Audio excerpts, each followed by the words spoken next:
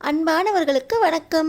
நம்ம சின்ன மருமகள் சீரியலில் தன்னோட குழந்தை மீனாட்சிக்காக சேது திட்டம் போட்டு தமிழுக்கே தெரியாமல் ஒரு கார் ஒன்று தமிழ்ச்செல்விக்கு வாங்கி கொடுக்குறாரு. ஆனால் சேது தான் திட்டம் போட்டு இந்த காரை வாங்கி கொடுத்தாரு அப்படிங்கிற விஷயம் நம்ம தமிழுக்கு தெரிய வர்றப்போ நம்ம தமிழ் என்ன பண்ண போகிறாங்க தெரிஞ்சுக்கிறக்கு இந்த வீடியோக்கு ஒரு லைக் போட்டுக்கோங்க.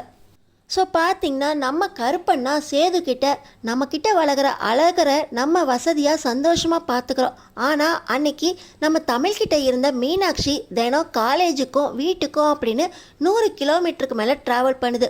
ஆட்டோ அன்னைக்கு ரிப்பேர் ஆகி ஆட்டோவை டோ பண்ணி எடுத்துகிட்டு போயிட்டாங்க. நடு ரேட்டில் அந்த வெயிலில் அப்பத்தாவோடு சேர்ந்து தமிழ் வசந்தி பெரியமா அப்படின்னு மீனாட்சி ரொம்ப கஷ்டப்பட்டுக்கிட்டு இருந்தா.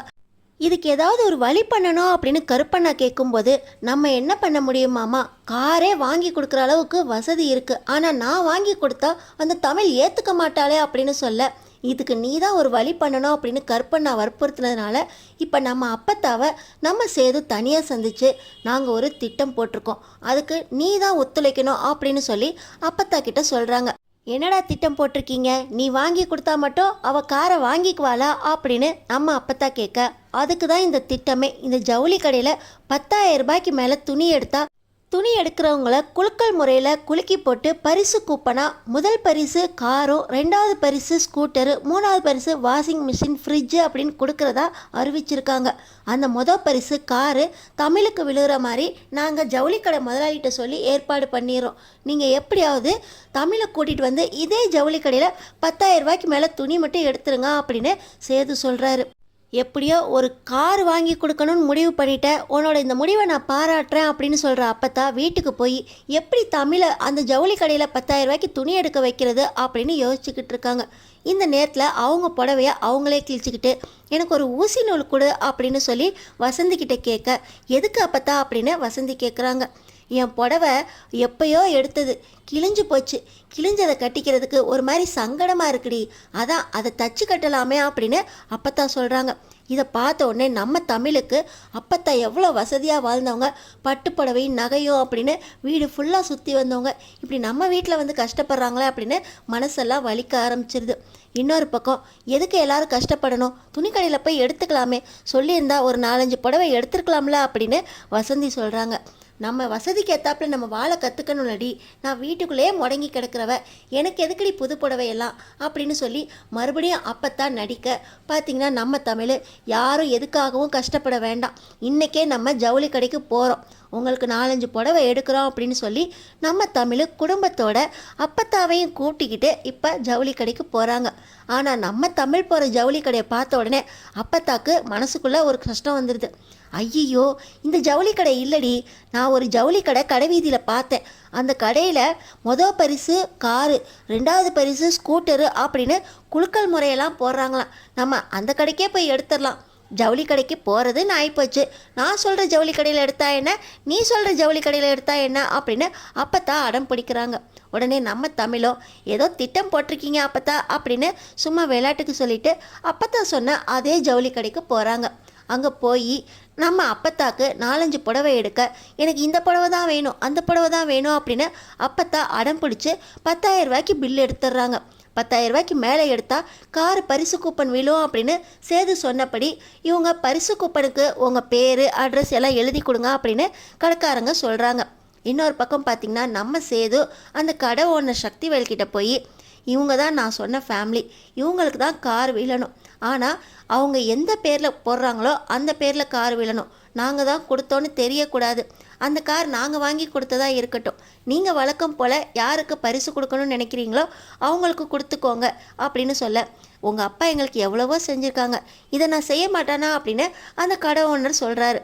ஆனால் நம்ம சேது இந்த காரே நான் என் பொண்ணு மீனாட்சிக்காக தான் வாங்கி கொடுக்கணும்னு நினைக்கிறேன், அதனால் இந்த கார் நான் வாங்கி கொடுத்ததாவே இருக்கட்டும், ஆனால் நான் வாங்கி கொடுத்தேன்னு மட்டும் இவங்களுக்கு தெரியக்கூடாது அப்படின்னு கேட்டுக்கிறாரு. அதன்படி நம்ம சக்திவேலும் ஜவுளி கடையில் துணி எடுத்தவங்களுக்கு பரிசு கூப்பன் இருக்குது அப்படின்னு சொல்லி நாளைக்கு குலுக்கல் அப்படின்னு நம்ம தமிழ் குடும்பத்தை வர சொல்லிடுறாங்க. பார்த்திங்கன்னா நம்ம தமிழ் மீனாட்சி பேரில் தான் அந்த குலுக்கல் சீட்டை எழுதி கொடுத்துருக்காங்க. நம்ம சேது சொன்ன மாதிரி அடுத்த நாளே ஜவுளி கடைக்காரரும் குழுக்களுக்கு வர வச்சிடுறாங்க. எல்லாருமே கூடியிருக்கிற அந்த நேரத்தில் நம்ம தமிழ் பேரில் தான் கார் விழுற மாதிரி அந்த சக்திவேல் ஜவுளி கடைக்காரரும் ஒரு சீட்டு திட்டம் போட்டு அந்த பேரும் விழுந்துருது. நம்ம தமிழுக்கு ரொம்ப சந்தோஷம். என் பொண்ணு மீனாட்சி பேரில் இந்த காரே விழுந்திருக்கு அப்படின்னு ரொம்ப சந்தோஷப்படுறாங்க. ரொம்ப அதிர்ஷ்டக்காரி பாரு, உங்கள் அம்மாவுக்கு ஒரு கார் வாங்கி கொடுத்துட்ட அப்படின்னு அப்பத்தாவும் எல்லாரும் ஒன்றா சேர்ந்துக்கிட்டு ஒரு நாடகத்தை போட்டு இப்போ நம்ம தமிழுக்கு சேது மூலமாக காரும் விழுந்துருது. எல்லாருமே ரொம்ப சந்தோஷப்படுறாங்க. அக்கா, இனிமே நீ காலேஜுக்கு ஆட்டோலையோ பஸ்ஸுலையோ போய் கஷ்டப்பட வேண்டியதே இல்லை.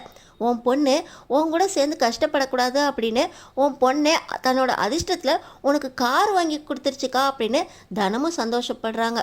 பார்த்திங்கன்னா அந்த காரில் எல்லோரும் ஒரு ரவுண்ட்ஸ் போகலாமா அப்படின்னு சொல்லி ரவுண்டு அடிக்க போகிறாங்க. நம்ம தமிழ் கார் லைசன்ஸ் வச்சுருந்ததால் அவங்க தான் காரும் ஓட்டுறாங்க. கார் ஓட்டி பார்க்கும்போது காருக்குள்ளே பில் இருக்குது. பில்லோட சேர்த்து அந்த காருக்கான இன்சூரன்ஸ் எல்லாமே இருக்குது. இந்த பேப்பர்ஸ் எல்லாம் செக் பண்ணும்போது அந்த பில்லும் நம்ம தமிழோட கண்ணில் மாட்டிடுது. பார்த்திங்கன்னா அந்த பேர் யார் பேரில் இந்த கார் விழுந்திருக்கா அப்படின்னு பார்க்கறதுக்காக நம்ம தமிழ் அதை செக் பண்ணுறப்போ மீனாட்சி பேரில் தானே விழுந்திருக்கணும். ஏன்னா நம்ம தமிழ் மீனாட்சி பேரில் தானே குலுக்கல் போட்டிருந்தாங்க. அதில் பில்லு பார்த்திங்கன்னா சேது ராஜாங்கம் அப்படின்னு போட்டிருக்கு. அது மட்டும் இல்லாமல் ஃபுல்லி பெய்டு அப்படின்னு சொல்லி பில்லுலேயும் கார் ஷோரூமோட அட்ரஸ் போட்டிருக்கு. இதை பார்த்த உடனே நம்ம தமிழுக்கு புரிஞ்சு போயிடுது, இந்த காரு நம்மளுக்கு குலுக்கல் சீட்டில் விழலை, யாரோ சொல்லி சேதுவை வாங்கி கொடுக்க வச்சுருக்காங்க அப்படின்னு தமிழுக்கு பயங்கர கோபம் வந்துடுது. நம்ம தமிழ் இப்படிப்பட்ட வசதியான வாழ்க்கை வாழணும்னு நான் நினைக்கவே இல்லை. உங்களுக்கு வசதியான வாழ்க்கை வேணும்னா உங்கள் பேரன் கூடயே இருந்துக்க வேண்டியதானே அப்படின்னு அப்பத்தா கிட்ட போய் சத்தம் போடுறாங்க. ஆனால் நம்ம அப்பத்தா, தினம் உன் குழந்த 100 கிலோமீட்டர் 200 கிலோமீட்டர் அப்படின்னு இந்த தேனிக்கும் மதுரைக்கும் அலையுதுடி. பச்சை பிள்ளை சங்கடப்படக்கூடாதுன்னு அவள் அப்பா அவனுக்கு கார் வாங்கி கொடுத்தா நினச்சான். ஆனால் நீ தான் மரியாதைக்காரியாச்சே, சுயமரியாதை, உனக்கு தான் கார் வாங்கிக்கிறதுக்கு இடம் கொடுக்காதே, அதனால தான் பரிசு சீட்டு முறையில் வாங்கி கொடுக்கலான்னு ஒத்துக்கிட்டாண்டி அப்படின்னு அப்பத்தான் சொல்கிறாங்க. நீங்களும் உங்கள் பேரனோட திட்டத்துக்கு உடந்தையாக இருந்து இவ்வளோ வரைக்கும் இழுத்துட்டு வந்துட்டீங்கல்ல. எனக்கு என் சுயமரியாதை தான் முக்கியம் அப்பத்தா. என் குழந்தையும் அப்படி தான் வளரணும்னு நினைக்கிறேன். யாருமே இனாமா கொடுத்து அந்த வசதியில் என் பிள்ளை வாழணும்னு அவசியமே இல்லை. என் பிள்ளை என்னோட சுகத்தை தெரிஞ்சுக்கிட்டு என்னோட சுகத்துக்கத்தை புரிஞ்சுக்கிட்டு அது வாழணும்னு நினைக்கிறேன். என் பிள்ளைய எப்படி வளர்க்கணும்னு நினைக்கிறோம் அப்படி தான் நான் வளர்க்க போகிறேன். இந்த மாதிரி ஆடம்பர வசதியெல்லாம் என் குழந்தைக்கு தேவைப்படாது அப்படின்னு நம்ம தமிழ் சொல்கிறாங்க. என்னடி சொல்கிற, பச்சை பிள்ளைய இப்படி மதுரைக்கும் தேனிக்கும் எங்களுக்கு கூட்டிகிட்டு போகிறதுக்காக தானே வாங்கி கொடுத்துருக்காங்க, நம்ம தான் காசு கொடுத்து தானே வாங்கணும் அப்படின்னு சொல்ல, இல்லைம்மா, பரிசு சீட்டில் நம்மளுக்கு கார் விழுற மாதிரி திட்டம் போட்டு அவங்க ஏற்பாடு பண்ணி இந்த குலுக்கல் முறையில் என் பொண்ணு மீனாட்சிக்கு கார் விழுற மாதிரி ஏற்பாடு பண்ணியிருக்காங்க. இதை நான் ஏற்றுக்கவே மாட்டேன். இந்த பரிசு என்னோடதே இல்லை அப்படின்னு சொல்லி நம்ம தமிழ் கார சாவியை எடுத்துக்கிட்டு காரோட நேராக சேதுவோட வீட்டுக்கே போகிறாங்க. அங்கே என்ன நடந்துச்சு ஏது நடந்துச்சுன்னு தெரியாமல் எல்லாருமே வந்து எதுக்கு இவ காரோட வந்திருக்கா, இவளுக்கு கார் ஏது அப்படின்னு சுற்றி நிற்கிறாங்க. நம்ம தமிழ் பார்த்திங்கன்னா சேது வீட்டு வெளியே வாசலில் நின்றுக்கிட்டு வேகமாக வந்து ஹார்ன் அடிக்கிறாங்க.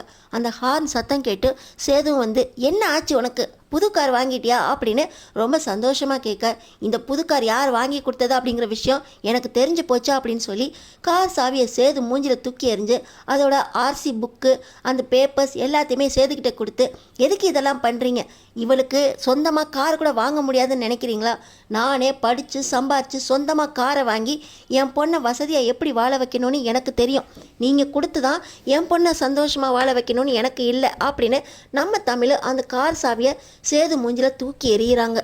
நம்ம தமிழோட இந்த தன்மானத்தில் சேது திட்டம் போட்டு விளையாண்டது சரியா, இல்லை நம்ம தமிழ் சேது முகத்தில் இப்படி காரை தூக்கி எறிஞ்சு என் பிள்ளைக்கு நான் வாங்கி கொடுத்துக்குவேன் அப்படின்னு பேசுனது சரியா, தமிழ் சரியா சேது சரியா, கமெண்ட் பாக்ஸில் கமெண்ட் பண்ணிவிட்டு நம்ம சேனலுக்கு சப்ஸ்கிரைப் பண்ணி அடுத்தடுத்து என்ன நடக்க போகுதுன்னு பாருங்கள்.